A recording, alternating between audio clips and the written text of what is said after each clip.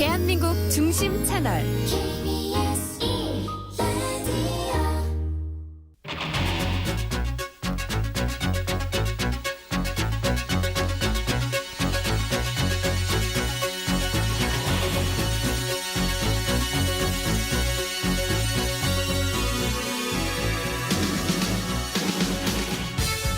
안녕하십니까. 성기영의 경제쇼 아나운서 성기영입니다. 오는 2026년 유럽연합의 탄소 국경 조정 제도가 시행됩니다. 허용 수준 이상을 초과하는 탄소를 배출하는 제품에 대해서 일종의 탄소 관세를 부과한다는 건데요. 본격적인 시행을 앞두고 기업들의 마음이 바빠졌습니다. 일단 내년까지는 전환 기간으로 설정해서 기업에 분기별 탄소 배출량 보고 의무만 부여하고 있습니다만은 여러모로 준비가 부족한 상황입니다. 점점 거세지는 글로벌 탄소 중립 압박에 정부와 기업이 어떤 대책을 마련해야 할지 자세히 짚어보겠습니다. 최근 서울 반포에 있는 아파트의 조합원 취소분 한 가구 청약에 3만 5천여 명이 몰리면서 관심이 집중됐었는데요. 올 들어 분양시장에서는 이렇게 무순위 청약이나 청약 취소분 등 이른바 줍줍 기회를 잡기 위해서 수만 명이 몰려드는 일이 잇따르고 있다고 합니다. 이른바 줍줍 청약에 실수요자들이 모이는 이유가 무엇인지 알아보고요. 주의할 점은 없는지도 짚어보겠습니다. 이 시간 유튜브로도 함께하겠습니다.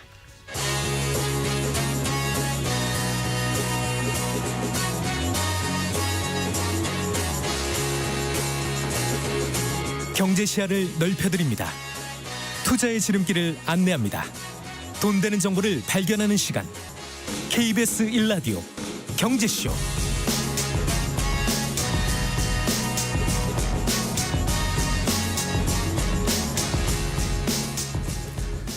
먼저 오늘의 경제 뉴스부터 정리해드리겠습니다. 경제 뉴스 브리핑 손석우 경제평론가와 함께합니다. 어서 나오십시오. 네, 안녕하세요. 안녕하세요.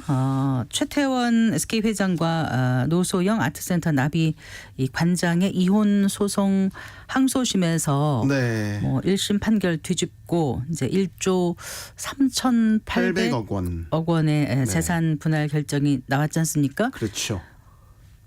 근데 SK 주가가 아주 급등하고 있어요. 오늘 급등, 얼마로 마감됐습니까? 오늘 SK 주가 같은 17만 6,200원에 마감이 돼서요. 네. 18,100원, 11.45%가 올랐고요. 네. SK 우선주 같은 경우는 상한가 기록을 했습니다.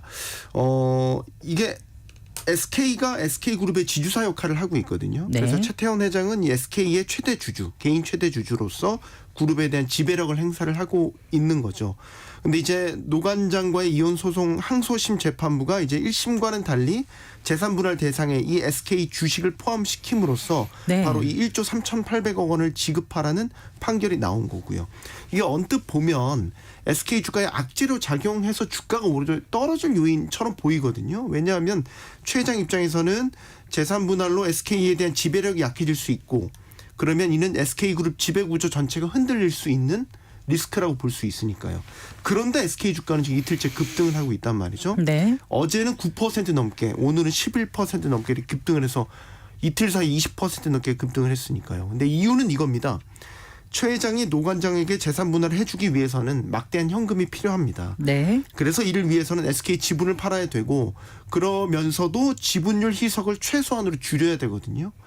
그러면 SK 주가 부양에 힘쓸 수밖에 없다. 이런 이유가 지금 나오고 있는 겁니다. 네. 틀린 말이 아닌 게 재판부가 최 회장에게 판결을 한 게 노 관장에게 1조 3,800억 원의 재산 분할을 현금으로 하라. 그렇죠. 네. 현금으로 지급하라고 판결을 했으니까 아무리 최 회장이 재벌이고 그룹 총수여도 1조 원이 넘는 막대한 돈을 마련하는 거는 어렵습니다.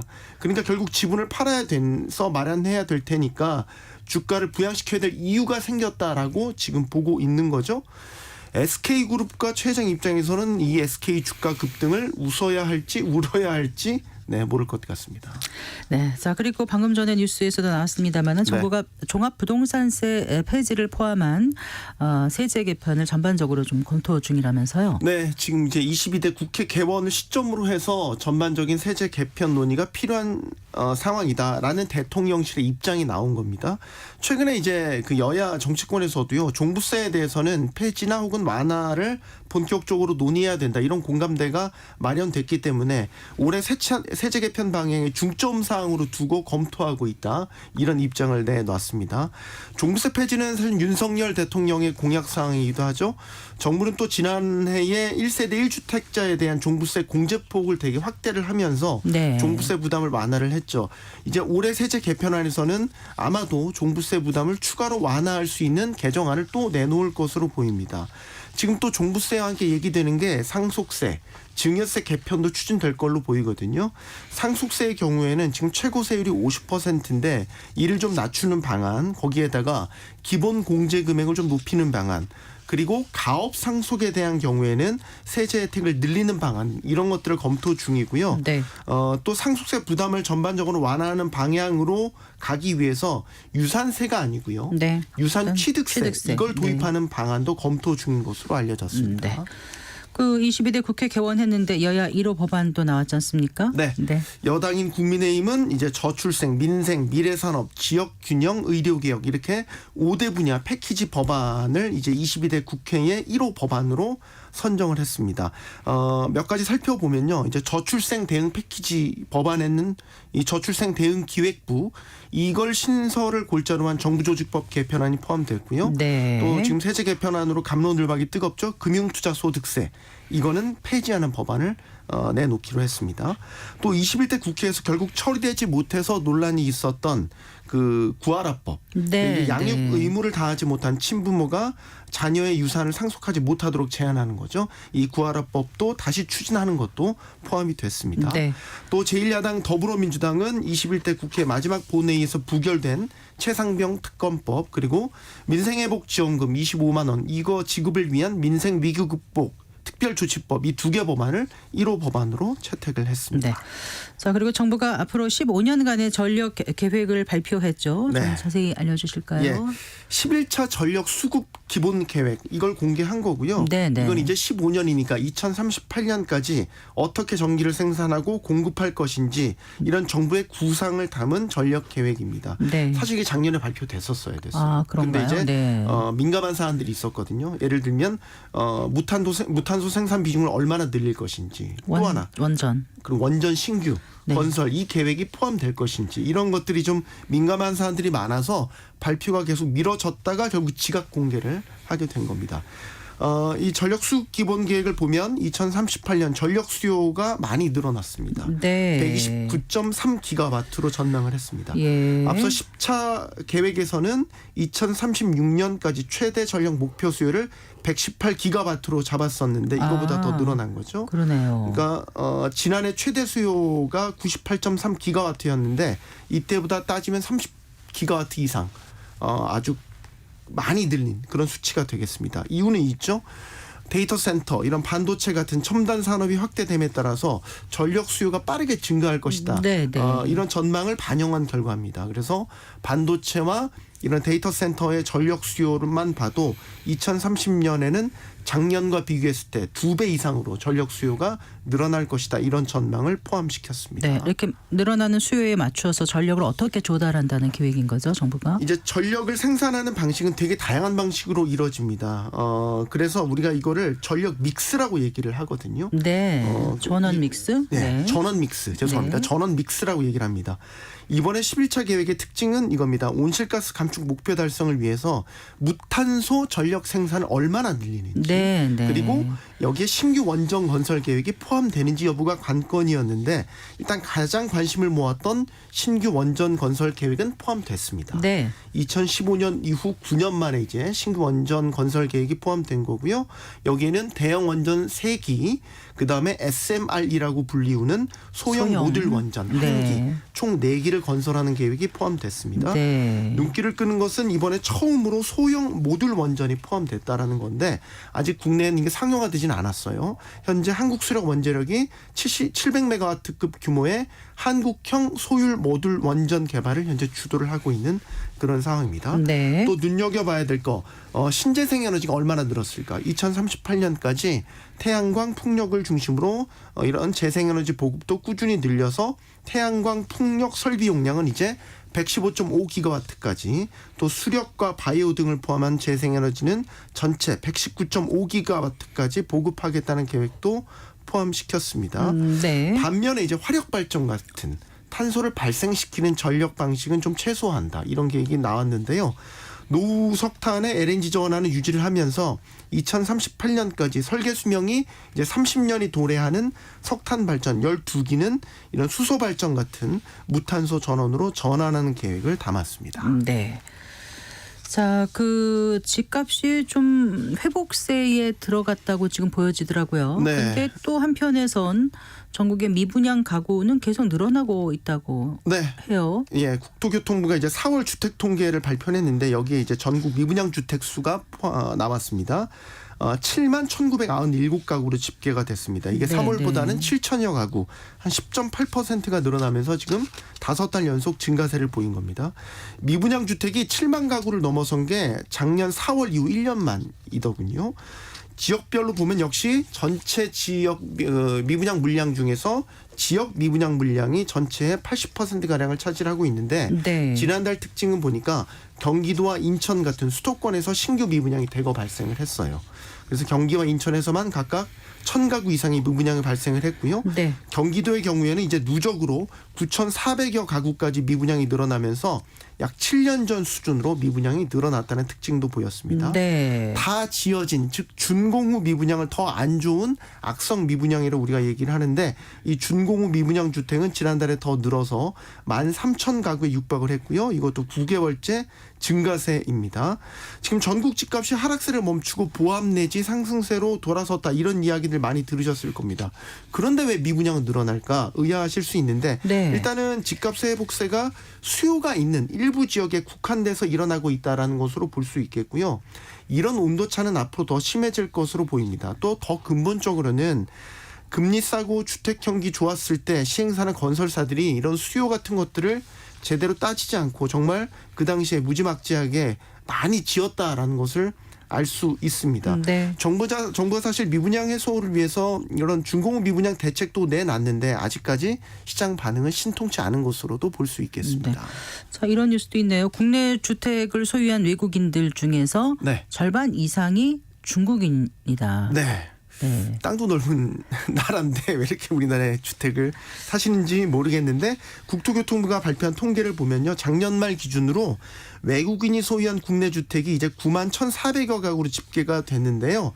이 국내 주택을 소유한 외국인 가운데 이제 중국인 소유가 5만 328가구 전체의 55%로 가장 많았습니다. 네. 중국인 다음으로는 미국인이 이제 2만 947가구, 캐나다인, 대만, 호주 순으로 국내 보유주택이 많았고요.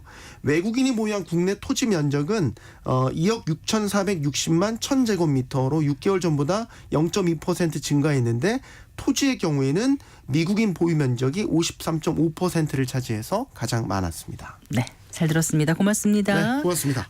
경제뉴스 브리핑 손서구 경제평론가와 함께했습니다.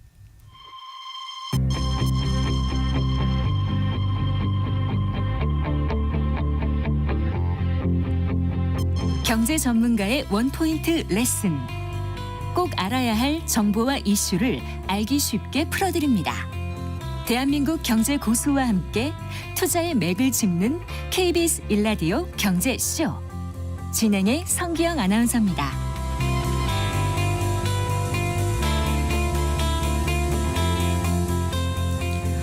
4시 18분입니다. 유럽연합이 2026년 본격적인 탄소 국경 조정 제도, 이른바 탄소세 시행을 앞두고 지난해 말부터 우리 수출 중소기업들에게도 각종 의무를 부과했습니다. 준비가 부족한 중소기업 입장에서는 막막하기만 할 텐데요. 탄소 배출량을 제출하려고 해도 넘어야 할 산이 많다고 합니다. 여기에 대해서 이제 정부가 EU 수출 중소기업이 탄소세에 효과적으로 대응할 수 있도록 지원책을 내놨는데요. 자, 전 세계적으로 지금 탄소 저감에 대한 압박이 커지고 있어서 기업들의 고민은 커지고 있습니다. 이 탄소세가 본격적으로 시행될 경우 우리 산업에 미칠 영향에 대해서 짚어보고요. 우리 정부와 기업들 어떤 준비를 해야 할지 자세히 짚어보겠습니다. 홍익대학교 경제학부 유종민 교수 스튜디오에 모셨습니다. 반갑습니다, 교수님. 네, 안녕하십니까. 바쁘신데 나와주셔서 감사합니다. 일단 좀 낯설다는 생각 하시는 분들이 많을 것 같아요. 네. 이름도 좀 어려워요. 탄소 국경 조정 제도. 네. 이게 어떤 거죠? 네, 뭐 쉽게 말씀드리면은 어떻게 보면 관세하고 비슷하다고 생각하면 될 것 같습니다. 네. 예를 들어서 우리나라는 그러니까 탄소 관련된 그런 온실가스 감축 같은 그런 규제를 세게 하고 있는데 네. 다른 나라는 그런 규제가 없으면은 그 나라에서 생산하는 물품들은 아무래도 생산 단가가 좀 더 쌀 거란 말이죠. 네. 근데 그 싼 단가의 수입품들이 우리나라로 밀려오게 될 경우에는 소비자들 입장에서는 당연히 싼 거를 쓰지 않겠습니까? 네. 이게 얼마나 환경 친화적이고 그런 거는 사실 저만 해도 관심 대상이 아니란 말이죠. 그렇기 때문에 그러면은 어떻게 보면 자기네 시장을 갖다 싹 다 뺏기고 네. 결과적으로 이제 중요한 건 어떤 물품, 그러니까 온실가스를 많이 배출하는 상품이냐 그러지 않은 상품이냐 이거에 따라서 그 온실가스 감축이 결정이 되는데 네. 결국에는 해외에서 그렇게 수입되는 그런 온실가스가 많이 포함된 그런 제품의 그 소비만 늘리는 꼴이 돼버리거든요. 네. 그러다 보니까 이제 정부 이제 유럽에서도 이제 결정을 하는 겁니다. 이제 우리가 그러면은 국내 시장을 뺏기지 않기 위해서인 네. 것도 있고 네. 그다음에 온실가스 감축을 갖다 하는 제품을 좀 더 우대하기 위해서 이런 걸 갖다 이제 탄소 이제 관세 같은 걸까지 매겨서 너희 이렇게 온실가스를 많이 유발시키는 제품들은 우리나라 시장에 들어오지 마라라고 네. 하는 게 가장 큽니다. 그러니까 이제 세계 각국에서 지금 온실가스 감축을 하자고 서로 얘기는 하는데 막상 그렇게 협조하지 않는 그런 제품을 생산을 해가지고 다른 나라에 판단 말이에요. 그렇죠. 네. 그런데 이제 유럽 같은 경우는 좀 온실가스 감축을 위해서 좀 노력을 많이 하는 국가들이 네. 있는데 다른 데서 전 지구적인 목표는 생각하지 않고 막 맞습니다. 싸게 만들어서 네. 우리나라에 들어와서 네. 심지어 더 잘 팔리고 네. 이건 아니다. 그렇죠. 이렇게 이제 시작이 됐다. 이 말씀이신 거로 이해를 했습니다. 예, 맞습니다. 네. 그래서 탄소 국경 조정 제도.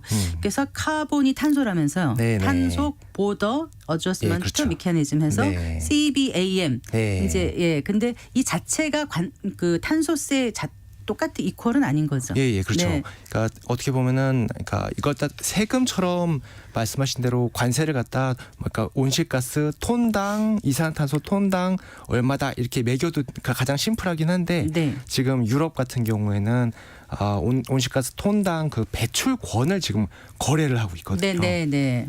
그러다 보니까 온실가스 배출권의 그 가격은 계속 변동합니다. 네. 그렇게 되면은 이제 어떤 특정 가격을 매기는 거는 이제 국내, 그러니까 유럽 내의 국내 그런 생산업자들하고는 네. 그 형평성이 안 맞을 수 있기 때문에 이게 예를 들어서 관세가 더 높을 수도 있고 낮을 수도 있고 그렇지 않습니까? 그렇죠. 그렇기 때문에 그 배출권을 갖다 대신 수입업자로 하여금 수입할 때마다 그만큼에 해당되는 톤당 배출권을 갖다 하나씩 사라라고 네. 하는 겁니다. 그러니까 배출권 가격은 계속 변하고 그러니까 그거에 대한 그 가격을 이제 관세처럼 이제 물게 되는 겁니다. 네. 그러니까 사실상 관세라고 그렇죠. 네. 볼 수 있겠네요. 맞습니다. 네. 자, 그럼 이제 이 EU의 탄소 국경 조정 제도 CBAM 뭐 CBAM 이렇게도 예, 맞습니다. 하더라고요. 네, 여러 가지로. 그러니까 이 CBAM에서 그럼 구체적으로 어떤 기업을 대상으로 어떻게 하라고 지금 권하고 있는 거예요? 지금은 기본적으로 그런 중간재에 대해서 주로 그런 규제를 갖다 가하고 있습니다. 예를 들면은 철강, 시멘트가 우리나라가 이제 주로 유럽 시장을 향해서 제품 수출하는 주 업종이고 네. 그 외에 비료, 전력, 뭐 알루미늄, 수소 이런 것들은 이제 우리나라하고 관계가 크게 없기 때문에 네. 사실상 이제 철강하고 시멘트가 우리나라가 주로 관심을 가질 그런 품목이라고 할 수 그러니까 지금 있습니다. 말씀하신 6가지 품목을 EU로 수출하는 경우에 네. 해당 그러니까 생산 제품에서 나오는 탄소 추정치에 대해서 일종의 세금을 부과받게 된다. 이렇게 이해하면 되겠죠. 네, 정확합니다. 그런데 이 CBAM이라는 게 이제 지난해 10월부터 시범 시행됐다면서요. 네. 그러니까 본격 시행은 2026년 내후년인데 그렇죠. 시범 시행에는 그럼 어떻게 지금 하고 있는 건지. 예.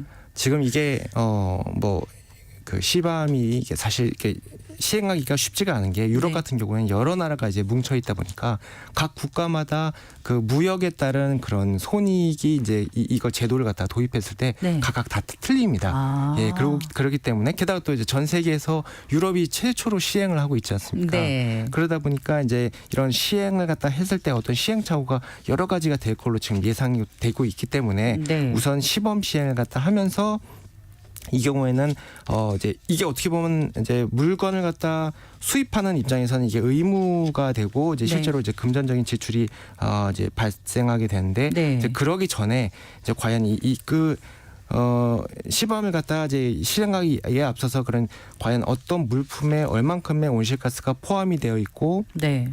이걸 갖다 수입을 갖다 허가할 건지 네. 그 이제 수출을 하는 국가에서 여기서 톤당 뭐 얼마가 이 물품에 이제 숨어 있다라고 하는데 이게 과연 진짜인지도 사실은 모르는 일이에요. 네. 그래서 검증을 하는 거 이런 것들 갖다 모두 다 시스템을 조율하는 그런 기간이 필요합니다. 네. 어느 날 갑자기 준비 시작할 수가 없으니까 그렇죠. 네. 하고 있는 거죠. 일단 우리가 만드는 제품이 외국에 나갈 때 이 제품 이만큼의 이 제품에서 얼마만큼의 탄소가 배출될 것이라는 어떤 그런 걸 써서 내야 되는 거죠. 네, 네. 그런 것들이 이제 기업들 입장에서는 쉽지가 않고 네. 뭐 그걸 갖다 쉽지가 않죠. 그리고 왜냐하면 그런 기업들도 한 업체에서 만드는 게 아니라 네. 또 여러 뭐 그런 여러 기업이 가치 있게 만드는 그런 과정도 포함이 되기 때문에 네. 그러한 모든 과정에서 포함되는 것들을 갖다 다 더해야 되거든요. 네. 그런 것들을 산출하는 과정 자체가 아마 이번 시범 기간에 포함이 네. 될 걸로 그러니까 보입니다. 지금 이 전환 기간에는 그렇게 배출량 보고 의무는 적용이 되는데 아직 벌금을 낸다든가 뭐 이렇게 하는 건 없는 거고요. 네, 아직은 없습니다. 네, 근데 네. 본격 시행되면은 그 인증서 구매 의무도 발생하게 되고. 그렇죠. 예, 네. 그때 이제 본격적으로 이제 인증서가 이제 그쪽에서 이제 매입을 해야 되는 네. 의무로 부과가 됩니다. 네. 지금 뭐 포스코 같은 경우는 배출량을 톤당 얼마다 이렇게 계산해서 지금 그 보고하고 있는 거로 알고 있는데. 네. 네. 그런데 그 말씀하신 게 지금은 6가지 품목인 거잖아요. 네. 어떻게 보면 유럽에 수출을 많이 하지 않는 업종의 경우는 큰 상관이 없지 않을까 이런 생각도 또 하게 되는데 어떻게 보세요, 교수님? 뭐 저도 거기에는 동의하고 뭐 우리나라 기업들도 아직은 이제 말씀하신 대로 이제 그런 생각을 갖다 많이 갖고 크게 뭐랄까 당면한 그런 과제로 생각하지 않는 경우가 그런 상황인 것 같아요. 근데 네. 그런데 제가 이제 저희도 이제 최근에 이제 미국에서 2025년에 이제 실행될 걸로 이제 예상돼서 그런 청정 경제법이라고 해갖고 그러니까 미국판 그런 탄소 국경 제도를 갖다 도입하기로 EU가 아니고 맞습니다. 미국판으로. 네. 네. 그래서 이거는 어떻게 보면은 중간재가 아니라 완성품에 대해서도 지금 부과하기로 결정을 한 상태거든요. 그럼 이런 규제가 앞으로 EU뿐만이 아니라 다른 나라로까지도 확대될 수 있다. 맞습니다. 또 품목도 더 많이 확대될 수도 그렇죠, 있다. 그렇죠. 유럽도 지금은 말씀하신 대로 중간재의 몇몇 품목만 해당되지만 우리가 얼마나 자동차를 갖다 유럽에 많이 팔고 있습니까? 네. 근데 이런 것들이 미국과 같이 이렇게 여러 가지로 확대되게 되면은 뭐 미국도 지금 뭐 민주당 공화당 할 것도 없습니다. 환경을 갖다 중시하면은 민주당이 그걸 다 지지하기도 하지만 공화당 입장에서는 보호무역을 굉장히 트럼프 보십시오. 네. 굉장히 중요하게 생각하지 않습니까? 네. 그래서 이런 것들을 갖다 미국에서는 굉장히 초당적인 지지를 받고 있고 또 중국이나 인도산 물품을 갖다 어느 정도 그 경쟁에서 이겨야 되는 그런 정치적인 과제도 있기 때문에 네. 이런 것들이 유럽뿐만이 아니라 전반적으로 확산될 걸 갖다 저는 예상을 하고 있습니다. 네, 일본 같은 경우도 굉장히 좀 발빠르게 대처하고 있다고 들었습니다. 네. 아무래도 제조업 기본적으로 제조업 아닙니까? 일본은요. 네. 제조업 국가고 사실 우리도 제조업이 차지하는 비중이 굉장히 크기 때문에 앞으로 이 부분을 좀 신경 안 쓰면 안 되겠다는 생각이 들거든요. 근데 이제 맞습니다. 문제는 그 전 세계적으로 지금 특히 글로벌 기업들이 그 자발적으로 탄소 제로를 그 선언하고 나서고 있는데 이 부분에 대해서 좀 짚어주신다면요, 교수님. 네, 지금 어떻게 보면은 이제 시밤도 이제 유럽에서 당장 발효가 되는 상태가 아니라서 네. 우리나라 기업들은 그렇게 큰 긴장을 안 하고 있는 것도 있지만 당장 이제 말씀하신 대로 글로벌 기업들이 자발적으로 우리는 그런 탄소 제로를 갖다 하겠다라고 네. 하면은 지금 뭐 시밤이라든지 그런 공식적인 제도가 런칭이 되기 전에도 벌써 당장 탄소를 갖다 저감한 물품을 수출해야 되는 그런 부담을 갖다 안을 수밖에 없거든요. 네, 그래서 네. 저도 사실 수년 전부터 이걸 갖다 강조를 했었었는데 네. 뭐 아시지 않습니까? 대부분 우리나라 기업들이나 정부도 이게 닥치기 전에는 뭐 사실 똥인지 된장인지 찍어 먹어봐야지 아는 어머나. 거지. 그러니까 발등에 이것도 불이 뭐 떨어지기 전에는 맞습니다. 네, 그 심각성을 좀 덜 느끼게 되는 맞습니다. 것 같아요. 네. 근데 이제 그 아리백 같은 경우는요, 그 이제 이것도 자발적인 선언인 거죠. 네. 네. 이것들은 이제 아리백 같은 경우도 물론 자발적이긴 한데 글로벌 기업들이 모두 아리백을 갖다 하겠다라고 하면은 아리백을 갖다 이제 충족시키는 그리고 재생에너지를 사용하는 물품의 납품만을 갖다 허용하기 때문에 네. 마찬가지로 시방과 마찬가지의 그런 규제가 가해진다고 우리가 해석을 할 수가 네. 있습니다. 자, 아리백이 뭐야 이렇게 물어보시는 아, 분들을 네. 위해서 뭐 네. 잠깐 설명해 주신다면요. 예, 재생에너지를 갖다 네. 100%를 사용해서 이제 사용한 그런 전력을 갖다 위주로 이제 제품을 갖다 생산한다라고 보면 될 것 같고. 기업이 사용하는 전력 100%를 재생에너지로 맞습니다. 충당하겠다 이런 캠페인이 있었던 거잖아요. 네네. 네. 그러니까 글로벌 기업들이 이런 차원에서 움직인다라면 앞으로 우리가 좀 더 대응을 좀 많이 해야 되겠다는 생각이 들어요. 네. 또 하나 여쭤볼게요. 그 이제 그 인공지능 AI 기반 그 데이터 센터 확장 경쟁을 지금 벌이고 있는 마이크로소프트 같은 경우에 지난해 이제 탄소 배출량이 엄청 증가했다면서 대규모 공급 업체들을 대상으로 2030년까지인가요? 그 원자력 발전 등을 포함한 100% 무탄소 전기를 쓰도록 요구하겠다 이렇게 밝혔다면서요. 네. 네. 그러면 이 대규모 공급 업체라면 당장 우리 같은 경우도 있지 않습니까? 네. 네. 우리나라도 이제 그 MS하고 이제 협업을 하는 그런 여러 어떻게 보면 하청업체라고 네. 할 수 있는 그런 여러 업체들이 있는데 지금 우리나라 그 전력만 하더라도 아리백의 조건을 갖다 충족시키는 네. 그런 전력을 갖다 생산하는 게 쉽지가 않거든요. 네. 뭐 원자력이라든지 화력이라든지 이런 것들이 이미 많이 섞여 있는 상태이기 때문에 네. 그런 걸 다 쓰면서 MS를 상대로 이제 비즈니스를 하는 게 쉽지가 않다는 말이죠. 그러다 보니까 MS 입장에서도 자기네들이 이제 그 직접 사용하는 그런 전기 그런 뭐 간접 배출하는 그런 전력뿐만이 아니라 그런 하청업체까지 이제 포괄하게 되는 이제 그걸 이제 스콥 1, 2, 3라고 하는데 네네. 예. 이제 그런 것까지 모두 다 이제 포괄하는 그런 이제 룰을 갖다 또 도입을 하게 되면은 그런 선진국의 그런 빠른 전환이라는 것 자체가 한국의 그런 같이 이제 그런 제조업 위주로 하는 국가들에게는 굉장히 불리한 그런 게임의 룰이라고 할 수도 있습니다. 네.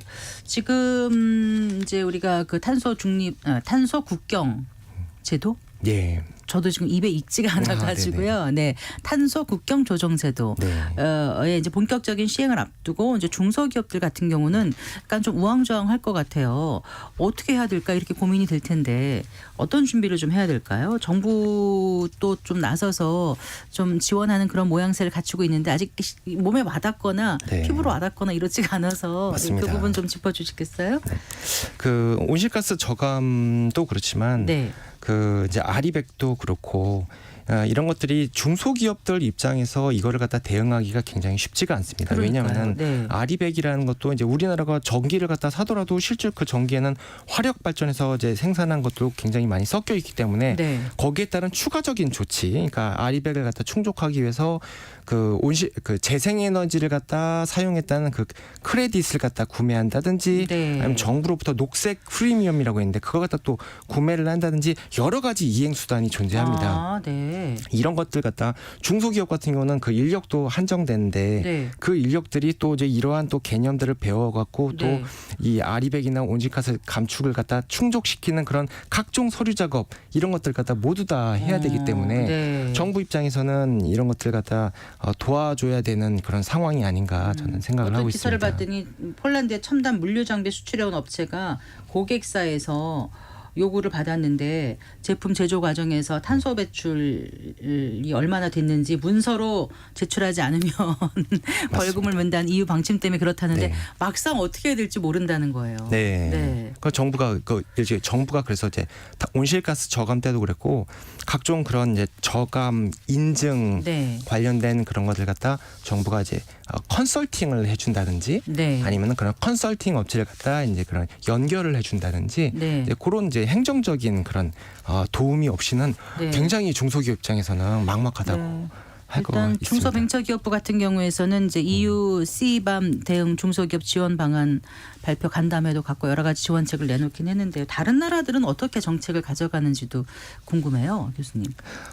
우리나라뿐만이 아니라 다른 나라도 이제 다른 기업들한테 각종 뭐 자발적인 배출권이라든지 그런 저렴한 그런 감축 프로젝트를 갖다 연결을 해준다든지 아니면은 정부가 이제 그런 온실가스 감축을 갖다 하는 그런 실적이 있을 겁니다. 네. 이제 그런 것들 갖다 그런 걸 갖다 이제 기업들한테 지원을 해줘 갖고 그 기업들이 그 그러니까 시밤 유럽을 갖다 수출한다 아니면 네. 아리백을 충족해야 된다라고 하면은 그런 것 다 충족할 수 있는 요건을 갖다 갖추게 이제 도와주는 형식으로 가고 있습니다. 왜냐하면은 우리나라에서도 사실 배출권 거래제 같은 그런 규제가 있거든요. 네. 그런 규제가 있는데 그 이제 유럽에서 봤을 때 이제 우리가 이제 규제를 받고 있기 때문에 거기에 상응하는 우리도 규제를 갖다 받고 있다라는 걸 유럽에 보여주기만 하면 됩니다. 사실은 우리도 네. 왜냐하면 이미 받고 있기 때문에 네. 근데 중소기업들은 이제 그런 각종 서류 작업이라든지 그런 것들 갖다 대응하기 힘든 거지 네. 우리가 제대로 그걸 갖다 디패스만 제대로 할 수 있다라고 네. 하면은 우리가 이제 그런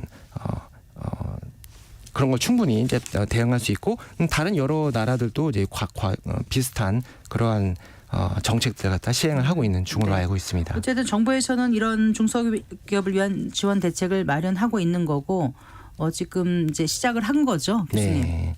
그렇죠. 우리나라는 이제 그런 정책을 다 이미 이제 시행을 하고 있죠. 근데 이제 말씀드린 대로 이제 시밤을 갖다 본격적으로 시행하기 전에는 네. 이것들이 이제 좀 진지하게 고려되지 않고 있다가 네. 이제 막상 이제 시일이 다가오다 보니까 네. 이제 각종 내재 반출력 배출량 산정이라든지 수입 허가, 검증 의무, 인증서를 갖다 어떻게 매입하고 제출을 해야 되는가 네. 이런 거에 따른 그런 각종 그런 여러 가지 일들을 갖다 정부가 이제 컨설팅 차원에서 지금 많이 이제 도와주려고 하는 그런 차원으로 저도 알고 있고 네. 뭐 이런 것들도 이게 정부가 뭐 중소기업 부라든지 네. 이런 이제 우리는 중소기업을 담당하는 그런 정부 부처가 있지 않습니까? 네. 이런 데서 관련 밀착 행정 지원이 이루어질 것으로 알고 있습니다. 네.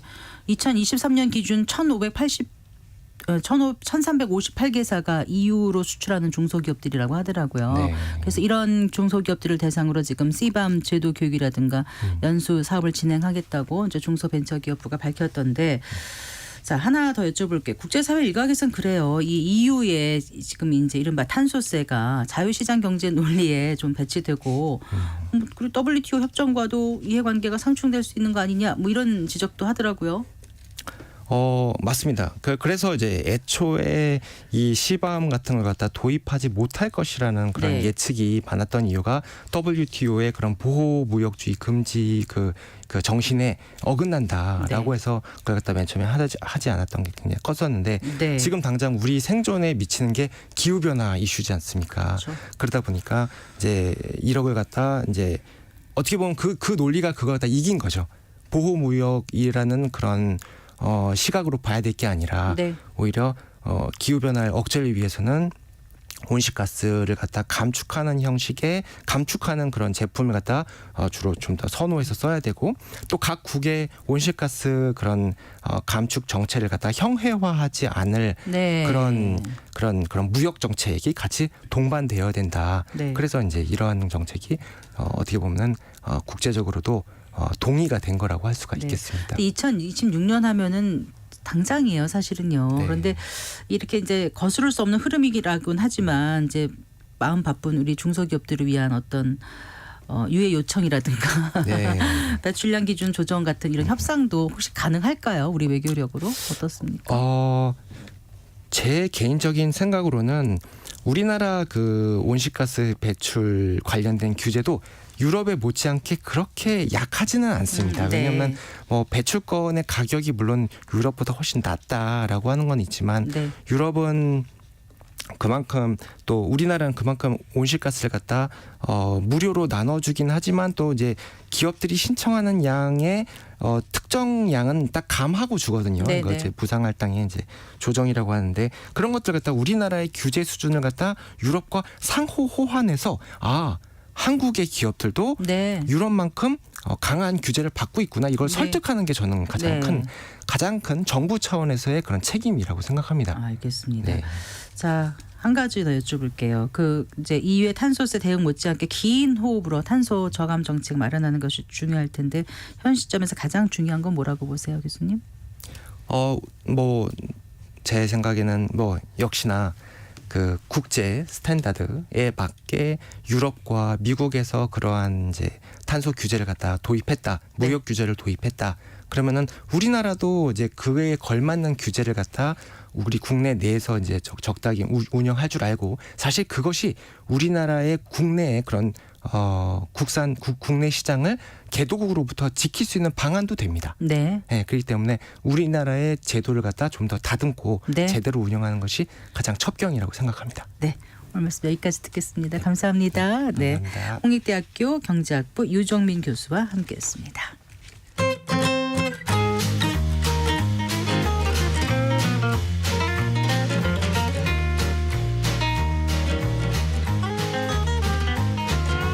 경제 맛집 투자 핫플. 지금은 돈 벌기 딱 좋은 시간. KBS 1라디오 경제쇼.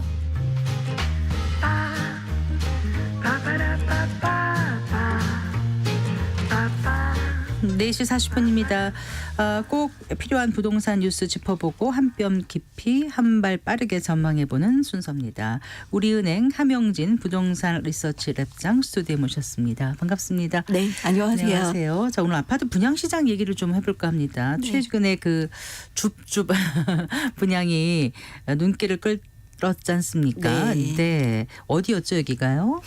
레미안 원밸리였습니다. 네. 해당 아파트는 지난해 8월 입주한 이제 새 아파트라서 이제 바로 실입주가 가능하고 경우에 따라서 당첨되면 이제 임대도 놓으실 수 있는데요. 네. 해당 면적의 최근 실거래가가 42억 5천만 원 정도였습니다. 네. 그러니까 분양에 따른 시세 차익이 매우 컸기 때문에 많은 사람의 관심을 끌었는데요. 네. 유상 옵션 포함하면 분양가가 약 19억 6천만 원이고 네. 당첨되면 잔금을 오는 7월에 납부하는 조건인데 네. 20억 원에 육박하는 시세 차익이 상당히 매력적이죠. 그래서 네. 1순위 청약 일에 3만 5천 명 정도의 청약자가 몰렸고요. 네. 당첨 확률은 매우 낮지만 당첨된다면 로또에 버금가는 분양 물량이었고 실제 한 세대 당첨자가 발표됐나요? 네, 맞습니다. 그래서 청약가점 만점자가 84점이거든요. 네. 만점자가 당첨됐습니다. 그러면 좀 나이가 있으신 분일까요? 나이도 있고요. 그리고 부양가족이 부양가족도 있어야지 상당히 있고 가능했겠죠. 불특기간도 8사라면요. 기신 분입니다. 네. 그래요. 궁금한 게 19억 6천만 원이면 지금 매매가가 42억이 넘는다고 하셨는데 그럼 전세가가 여기가 얼마 정도 될까요? 반 정도는 되지 않겠습니까? 그렇습니다.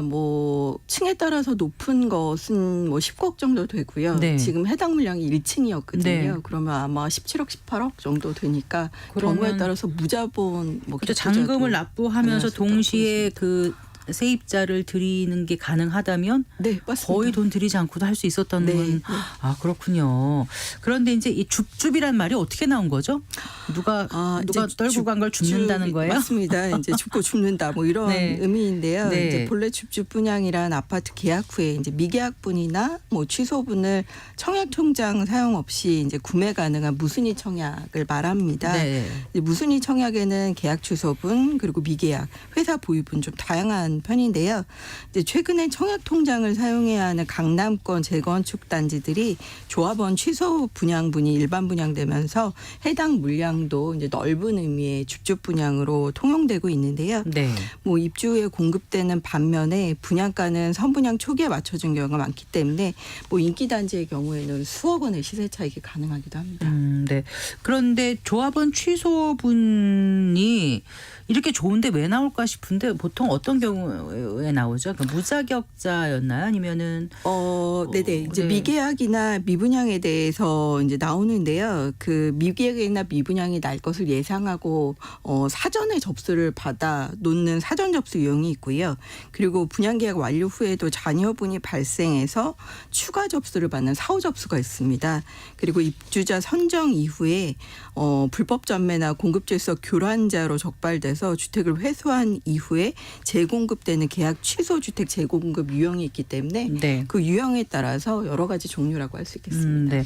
자, 다시 여쭤볼게요. 청약 통장이 필요 없는 그 무준위 줍줍 분양이라는 게 그러면 어떻게 저희가 알 수 있죠? 네. 뉴스를 통해서 아는 거 말고도 어떻게 미리 알 수 있는 거죠? 청약홈이라는 네. 이제 그 일반 분양 물량이 30세대 이상인 경우에는 네. 우리나라는 청약 통장을 사용해서 아파트 당첨을 해주고 있는데요. 네. 그럼 분양 물량이 게시되는 것이 한국 부동산에서 운영하는 사이트입니다. 바로 네. 청약홈인데 네. 청약홈의 무순위 접수 사이트에 들어가셔서 네. 물량을 확인하시면 됩니다. 근데 무순위 자녀 세대 같은 경우는 청약 통장이 필요 없는 거죠.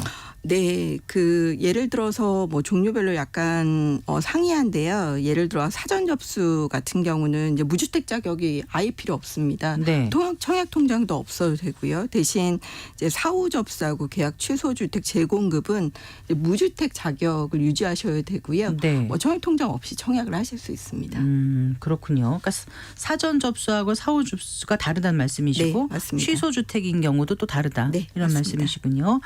자, 이미 이제 이렇게 인기 있었던 건 하나씩 지나갔고요. 사실 그 몇만 대 일에 당첨된다는 거는 거의 뭐 진짜 로또와도 같다. 로또 맞습니다. 당첨돼도 요즘은 아파트 하나 못 산다 이런 말이 나올 정도인데 여기 이렇게 시세 차익이 당첨만 돼도 뭐 1, 20억 된다고 하면 거의 로또에 버금가는 거 아니겠습니까? 네. 앞으로 좀 관심을 가져볼 만한 아파트 무순위 청약 같은 그 줍줍 분양 공급이 있을까요?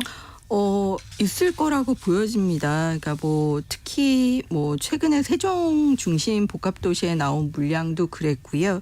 그리고 얼마 전에 광명시 광명 일동의 트레우스 광명 같은 경우도 뭐 무순위 접수 40세대 청약에 뭐 1,000명 정도가 몰려서 26대 6을 기록하기도 했고요. 네. 뭐 이달에만 사실 무순위 접수 물량이 뭐 18개 사업장 이상 공급이 됐기 때문에 앞으로도 미분양 물량이 증가하고 특히 이제 지금과 같이 계약 취소분의 물량들이 나오게 된다면 뭐 로또라고 할 수 있겠지만 미분양 주택 이면에는 결국에 무순위 물량이 증가하는 수밖에 없어서 물량은 지금보다 늘어날 것으로 예상되고 있습니다. 네.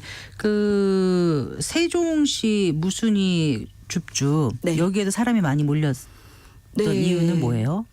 뭐 여러 가지 이유가 있겠지만 가장 큰 것은 이제 시세 차익이라고 할 수 있겠고요. 그 세종인 스트라우스라고 84제곱미터 분양가가 3억 8,520만 원이었습니다. 네. 근데 최근에 동일 면적의 매매가가 이제 8억 원을 기록하면서 차익만 이제 4억 원이 예상됐기 때문인데요.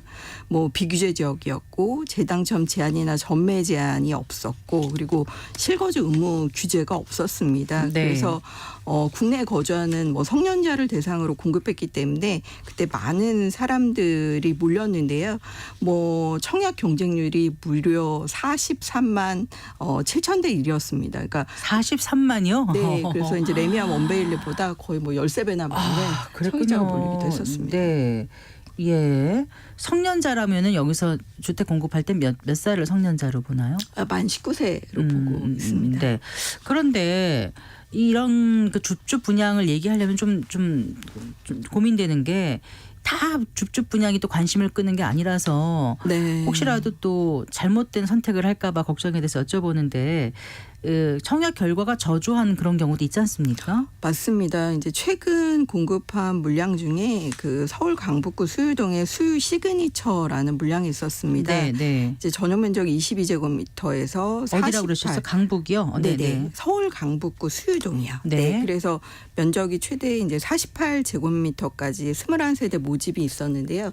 청약 접수가 한 명도 없었습니다. 한 명도 없었어요. 네, 그러니까 거의 뭐 청약 경쟁률 0%라고 방법이라고 할 수 있는데요. 네. 뭐 어쨌든 청약 통장이 필요 없기 때문에 이제 무순위 줍줍 물량의 분양 시장에 진입 허들이 굉장히 낮은 것은 사실이지만 어쨌든 시세 차익이 기대되고 그리고 수요자들이 쏠리는 청약 양극화 속에 수요자들이 좋아할 물량에만 많이 사람들이 몰리고 있기 때문에 네. 뭐 수요자 입장에서는 좀 당첨 확률이 굉장히 좀 희소하더라도 기입주 단지 중에서 차익이 보장되거나 이미 실거래가 돼서 수요자 관심이 많은 지역 위주로 몰리고 있다고 봐요. 실거래가 돼야 이 가격이 맞는지 괜찮은 건지 아닌지 좀 중고의 수 틀이 있겠죠. 있는 거니까 네, 좀 네. 확인이 되는데 실거래가 없거나 이러면 좀 불안해서 네. 아무래도 그런 지역은 좀 덜하고 네, 이미 좀 뭔가 안심이 들 만한 그게 나타난 지역으로 몰릴 수밖에 없다. 네. 이런 말씀이신 것 같아요. 그런데 지금 보면 이제 미분양이 좀 늘고 있다고 앞에서 저희가 잠깐 얘기를 했었거든요. 네. 주택 가격은 좀 회복세라고 하는데 오히려 미분양은 왜 늘고 있지? 예, 앞에서 잠깐 말씀은 들었습니다만 왜 그렇다고 보세요? 마찬가지로 분양 시장과 수요자의 관심이 상당히 한쪽으로 쏠리고 있기 때문입니다. 네. 뭐 예를 들어서 수도권의 인구가 좀 집중되고 있는 반면에 이제 지방 같은 경우는 인구 공동화나 오히려 지역의 생활 인구를 높이기 위해서 세컨하우스를 하나 더 사는 걸 권장하는 정책이 나올 정도였고요. 네. 그리고 미분양이 현재 7만 호 정도 쌓여 있는데 그중에 5만 호 정도가 지방 주택 시장에 밀집해 있습니다. 네. 반면에 이제 수도권은 경기도가 이제 9천 호 정도 있지만 이제 네. 서울은 사실 미분양이 거의 많지 않은 상황이고요. 올해 서울 지역에 뭐 청약자는 굉장히 많은 편이긴 하지만 실제 공급된 물량이 6개 사업장 정도로 굉장히 낮은 편입니다. 네. 계획 대비 공급의 진도율이 낮은 반면에 뭐 재건축 같은 호재라든지 아니면 향후 시장이 사이클에 따라서 회복했을 때 자산 가치 상승의 기대감이 있는 서울 쪽으로 수요자가 집중되면서 네. 뭐 미분양은 전국적으로 지방 위주로 늘고 있지만 네. 상대적으로 수도권은 청약 수가 늘고 있는 것으로 보여집니다. 네. 어쨌든 미분양이 늘어나면 혹시 앞으로도 그 무순위 접수가 증가할 가능성이 있다고 봐야 될까요? 네, 이제 아무래도 늘어난 미분양 주택 이면에는 이제 청약 통장 순위내 접수에서 이제 수분양자를 찾지 못하고 미분양 미계약된 무순위 접수 물량이 이제 증가한다는 것으로 보여지고 있는데요. 뭐 수도권에서는 무순위 접수가 많지 않을 수 있지만 이제 지방에서는 무순위 접수가 나타날 수 있고 네. 또 이게 한 번 공급됐지만 미달돼서 다시 무순위 접수로 나오는 롤오버 물량들도 굉장히 많을 수 그걸 있습니다. 롤오버라고 하는군요. 네, 그래서 네. 뭐 무순위 1차, 2차, 3차 뭐 이런 식으로 계속 나오는 경우도 있기 때문에 네. 뭐 수요자 입장에서는 그런 부분들도 살펴보실 필요가 있습니다. 그 무순위 줍줍 분양 그 청약에 도전할 때 어떻게 하면 잘 좀 고를 수 있을까요? 요령 좀 알려주세요. 네, 대개 이제 할인 분양가로 무순위 청약 물량을 이제 재모집 공고할 것이라고 소유자들 생각하실 수도 있는데요. 간혹 이제 대중적인 면적 유형, 그러니까 국평이라고 국민주택평형이라고 얘기하는 경우에는 최초 입주자 모집 공고 시보다 분양가를 살짝 높여서 공급하는 눈속임도 있습니다. 네. 그래서 지역 내 이제 일단 과잉 공급 없는지 미분양이 많이 쌓여 있지 않은지 그리고 이제 총 세대 수나 분양가는 적절한지 그리고 네. 브랜드는 좀 탄탄한지 뭐 이런 부분들을 꼼꼼히 살펴보시면 좋을 것 같고요. 네. 아까 제가 이제 청약홈 사이트 알려드렸는데 한국부동산원. 예, 네. 맞습니다. 청약홈에 들어가시면 무순위 접수 입주자 모집 공고를 다운로드 받으실 수 있습니다. 그러면 그 무순위 접수가 나오기 전인 최초 분양할 때에 입주자 모집 공고를 같이 다운로드 비교를 받으셔서 해서. 서로 비교해 보시는 것도 방법입니다. 근데 그때하고 지금하고 워낙 이제 준공될 정도거나 아니면 어째 사전이든 뭐든 네. 간에 좀 시간이 지났으면 그런 것도 좀 감안해서 봐야 되겠죠. 네, 그래서 이제 네. 레미안 원베일리 같은 경우도 2021년 공급할 때는 14억이었는데 네. 지금은 19억에 공급되게 됐었습니다. 아 그렇군요. 네. 19억이 지금 싸다고 생각했는데 이미 또 차이가 있었군요. 그렇습니다. 거기서. 네. 네, 그래요. 어쨌든 좀 꼼꼼히 비교를 해봐야 될 것 같고요. 무순위 줍줍 노리는 청약자에게 또 어떤 그 조언을 해주시겠습니까? 네, 이제 일단 한국 부동산에서 관리하는 청약 홈의 입주자 모집 공고 꼭 살펴보셔야 될 것 같고요. 이제 황금성이나 향후 매각 차익에 확고한 좀 자신감, 그리고 전매 가능, 실거주 여부, 분양가 상한제 적용 물량인지 좀 철저하게 따져보시는 것이 좋겠습니다. 네. 그리고 이제 모든 줍줍 분양이 로또가 될 수 없는 만큼 이제 줍줍 분양 시장의 사업장별 양극화는 당분간 지속될 거거든요. 네. 그러니까 그런 부분들을 잘 살펴보시기 바랍니다. 네. 그 미분양이 늘어나면 좀 누군가가 그 집을 사줘야 되는데 뭐 좀 세제 측면에서 뭐 유인책이라든가 이런 게 있으면 좀 살만한 사람들도 있지 않겠습니까? 네. 예를 들어서 뭐 다주택자 취득세 완화라든가 중과 완화라든가 이런 게 좀 마련돼야 되는데 이건 어디까지 왔는지 궁금해서 제가 여쭤봐요. 네. 네, 이제 지방의 미분양 주택의 경우에는 이제 주택수에 포함하지 않는 이제 중공업 미분양을 매입할 때 주택수에 포함하지 않아서 세금 관련한 중과 적용을 받지 않은 부분의 세제 혜택이 있는데요. 네. 근데 이제 조금 더 미분양이 지금보다 늘어난다면 우리가 글로벌 금융위기의 미분양이 16만 호였는데 지금 아. 7만 호 정도 되거든요. 네. 근데 이게 이제 10만 호 수준까지 간다든지 감춰진 미분양까지 고려한다면 과거 이제 크러쉬했었던 네. 미분양을 받으면 이제 세제 혜택을 아예 양도세를 감면해 주는 것들도 한번 다시 고민해봐도 좋을 것으로 보여집니다. 네. 말씀 잘 들었습니다. 고맙습니다. 네, 고맙습니다. 우리은행 하명진 부동산 리서치 랩장과 함께했습니다. 마칠 시간입니다. 성기영의 경제쇼 오늘 순서 여기까지고요. 저는 6월 첫째 주 월요일 오후 4시 5분에 여러분 다시 찾아뵙겠습니다. 아나운서 성기영이었습니다. 고맙습니다.